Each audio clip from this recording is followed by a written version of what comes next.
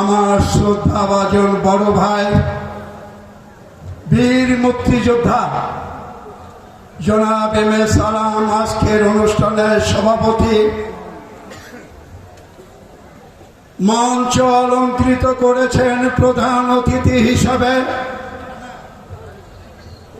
বাংলাদেশের সর্বোচ্চ বিদ্যাপীঠ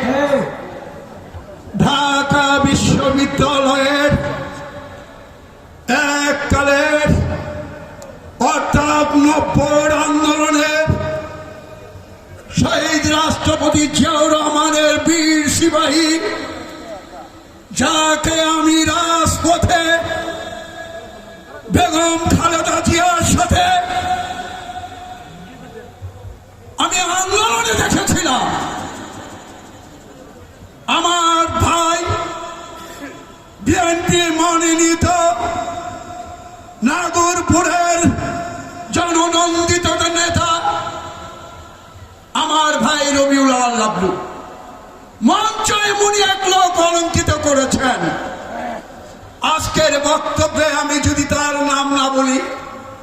যেহেতু একজনের নাম বলতে বসে একটা নাম বলতে চাই,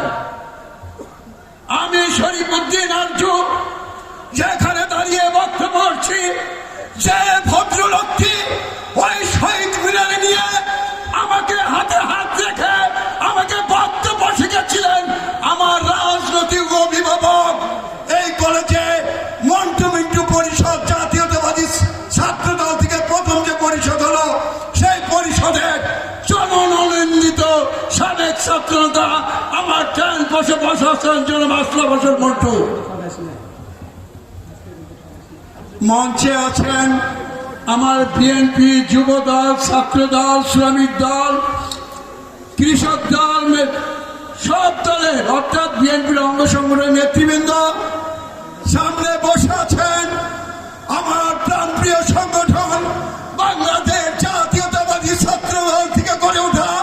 এবং বিএনপি যুব দলের প্রত্যেকটা খোলা ময়দানে আমার প্রাণপ্রিয় কলেজের চত্বরে দাঁড়িয়ে আমি দুই একটি কথা বলছি। আমাকে হাবিবুর রহমান হবি আমার দিকে দৃষ্টি আকর্ষণ বলছে যে